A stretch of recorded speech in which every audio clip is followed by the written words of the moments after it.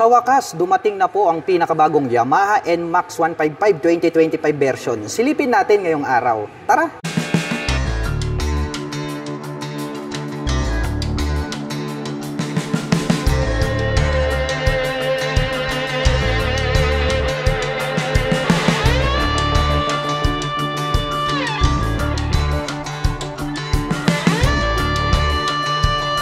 Nandirito na po ang pinakabagong Yamaha NMAX 155 at talagang binago na po nila yung kanyang body and design. At ang pag-uusapan naman po natin ngayong araw ay yung mga noticeable changes na ginawa nila rito sa bagong Yamaha NMAX. Unang-una, mapapansin natin bago na po ito pong kanyang headlight design. Dito po sa bandang gitna, gumagamit po ito ng dual projector lights. Nandirito po yung kanyang high beam and low beam. At ang isa pa na talagang napakaangas ay ito pong kanyang daytime running light dahil para po itong nagsisilbing kanyang mga nanlilisik na mata. At dito na rin po pala located ito pong kanyang mga turn signals which is included na po lahat ng kanyang lighting system dito po sa kanyang headlight design. Matte black color naman po ito pong naka V-shape design dito po sa bandang ibaba. Combination yan ng glossy black. At ito pong kanyang integrated na windshield, binago na din po nila yung design. Dahil kung inyong mapapansin is naka M-shape design po siya rito sa bandang harapan, habang yung una is naka-curve po yun. The same pa din po sila na ito po ay naka built-in. So hindi po yan adjustable. Glossy black naman po yung kanyang kulay. At dito po sa kanyang side profile, mapapansin natin na medyo numinipis, no? Naging slim type po siya. Unlike dun sa previous version na medyo bulky siya. Pero maganda pa rin yung kanyang dating dahil nga binago nila yung kanyang headlight design. May makikita po tayo rito na Yamaha logo in chrome color. Combination naman to ng glossy black, tapos matte black po siya.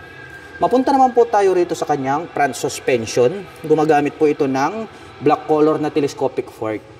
Glossy black naman po rito po sa kanyang cover at ito pong kanyang front fender ay matte black color naman po siya. At may nakalagay naman po rito na ABS, also known as anti-lock braking system. Naka dual channel ABS po ito, both front and rear. Kaya pagdating po sa mga sudden stop, nothing to worry about dahil hindi po maglalak ang mga preno. Nito pong ating Yamaha NMAX. Dumako naman po tayo rito po sa kanyang single rotor disc brake with single pot caliper na glossy black. Itim din po yung kulay nito pong kanyang mag wheel. At ang sukat naman po ng kanyang gulong rito sa harapan, ito po ay mayroong sukat na 110 by 70-13. Tubeless na po yan. Mapunta naman po tayo rito po sa kanyang meter panel display. Ito yung pangalawa na talagang binago nila. Ito pong kanyang meter panel display dahil iba na po yung kanyang forma. Nandito po yung kanyang digital display at ang lalaki po nitong kanyang mga turn signal sa magkabila at may additional light indicators dyan po sa bandang itaas. At ito pong kanyang handlebar cover, no, iba na rin dahil nagkaroon siya ng two-tone color combination dito na gray color and then matte black. At may nakalagay naman po rito na Yamaha logo, naka-intact dito sa gitna. At pagdating naman po rito po sa kanyang mga button selectors, dito po sa kaliwa, nandito po yung kanyang high beam and low beam, menu, turn signal selector at ang kanyang horn. Habang dito naman po sa kabila, mayroon po itong auto stop start system, hazard, and then ang kanyang electric starter. At ito naman pong kanyang mga brake levers is black color po siya. Itim din po yung kanyang handle grip at yung kanyang end bar. Ito naman pong kanyang mga stock na side mirrors is dahon type po siya. At pagdating naman po rito po sa kanyang ignition, ito po ay equipped with smart keyless system. Ito po yung kanyang navigation knob. Included na rin po rito yung kanyang fuel at set opener. At nandito naman po sa bandang gitna located, ito pong kanyang fuel tank. At ito po ay mayroong fuel tank capacity na 7.1 liters. At mayroon naman po itong fuel consumption na 40 to 45 km per liter. Silipin naman natin itong kanyang mga side pocket. Dito sa kabila may door to, buksan natin. Mababaw lang po ito. Pwede po tayong maglagay ng gloves or coins. Habang dito naman po sa kabila, open po ito at malalim. Pwede po tayong maglagay dyan ng mga mobile phones, etc. At ang pang-apat na makikita natin na bago dito po sa Yamaha NMAX, ito pong kanyang USB charging port dahil ito po ay naka USB Type-C. So before is gagamit ka pa ng car lighter. Pero ngayon, USB ready na siya at ang kagandahan niyan, Type-C na. Fast charger pa po siya. Kaya pwede na po kayong mag-recharge dyan ng inyong mga dalang mga mobile phones and gadgets. Mapunta naman po tayo rito po sa kanyang pillion board. Ang nagustuhan ko rito po sa Yamaha NMAX 155 na to ay napakalawak po talaga. Ito pong kanyang stock na pillion board. Mayroon po itong rubber cover on top na anti-slip. Sukatin natin para malaman natin kung gaano kaluwag talaga itong kanyang pillion board. Ang luwag po talaga, yan oh. Saktong-sakto yung sukat ng ating paa. At ang kagandahan niyan ay pwede po nating i-stretch itong ating mga paa pagdating po sa mga long rides driving situation. Less fatigue pagdating po sa mga malalayong biyahe dahil pwede nating i-stretch yung ating mga paa. Subukan naman po nating sakyan ito pong pinakabagong Yamaha NMAX 155 para malaman natin kung gaano nga ba ito kataas. By the way, para po sa mga magtatanong, ang aking height is 5'6". Makikita nyo naman, lapat na lapat yung ating paa. Kaya masasabi ko na very comfortable ito para sa mga tulad ko na 5'6" and height. At sa tansya ko naman ay kayang-kaya po itong i-maneuver at abot na abot po ito ng mga 5 platin above. Ito naman pong kanyang upuan, matte black color po siya. Simple lang naman itong kanyang seat cover. Malambot po ito pong kanyang upuan kaya more comfortable po siyang sakyan. Dito naman po sa kanyang side profile, may makikita po tayo rito na NMAX na 3D emblem in chrome color. Glossy itong part na to na naka-emboss, very muscular, tas matte black naman po dito sa gitna at parang nagkaroon ng metallic color. Ito naman pong kanyang pillion step para sa ating back rider is chrome color po siya, die-cast kaya hindi po yan nagrarust. At ito naman pong kanyang center stand is glossy black, ganun din yung kulay nitong kanyang side stand.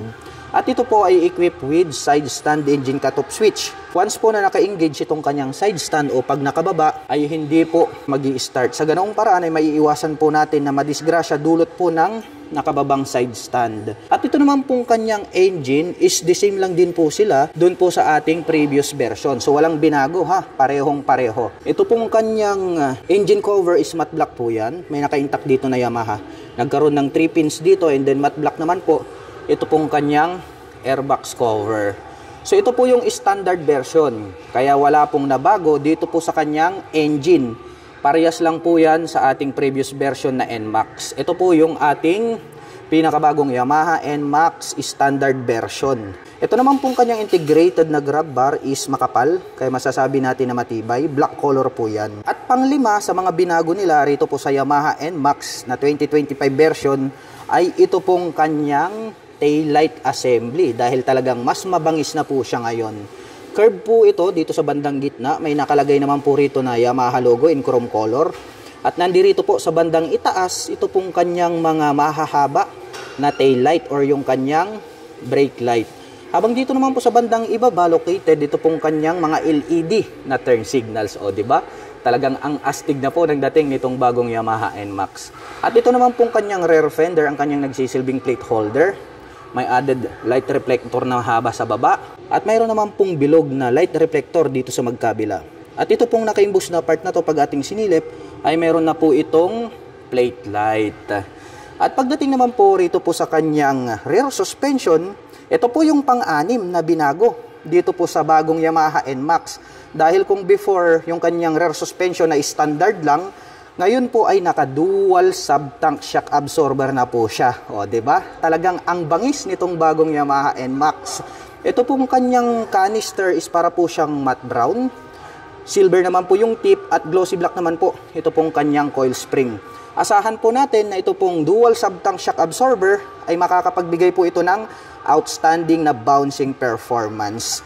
At ito pong kanyang radiator cover para po siyang nagkaroon ng pins dito na sharp. At makikita natin na ito po ay equipped with liquid cooling system. Kaya maaasahan po natin itong scooter na to pagdating po sa mga long rides driving situation. Ito naman pong kanyang stock pipe. Matte black po ito pong kanyang head protection guard. At mayroon naman po itong single exhaust. At gumagamit naman po ito ng single rotor disc brake with single pot caliper na glossy black. Wide design na glossy itong kanyang mag wheel. At may sukat naman po ang kanyang gulong rito sa bandang likuran na 130 by 70-13. Tubeless na po yan. At pag-usapan naman po natin ang kanyang engine specifications. Ang pinakabagong Yamaha NMAX ay meron po itong 155 cubic centimeter engine displacement. Naka single cylinder, single overhead cam, 4-stroke with 4 valve. At nakakapag-provide naman po ito ng maximum power na 11.3 kW at 8,000 RPM. Habang nakakapagbigay naman po ito ng maximum torque na 13.9 Nm at 6,500 RPM. At ang presyo po ng Yamaha NMAX 155 2025 standard version ay nagkakahalaga po ito ng 155,900 pesos.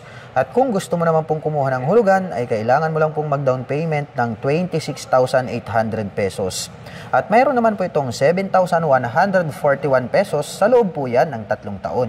At para naman po sa mga nakapanood ng video na ito at interesado pong maglabas ng pinakabagong Yamaha NMAX standard version at yung turbo version, ay maaari nyo po akong i-PM. At ako na din po yung tutulong sa inyo para makapaglabas po kayo ng pinakabagong Yamaha NMAX 2025 version. At bukod dyan, kung malayo naman po kayo dito sa aking exact location ngayon, ay ako na rin po yung magre-recommend ng pinakamalapit na Yamaha Guanzon motorcycle dealer sa inyong lugar para hindi na rin po kayo mahirapan. Hanggang dito na lamang po. Kita-kits po tayo sa mga susunod na motorcycle updates. Bye-bye!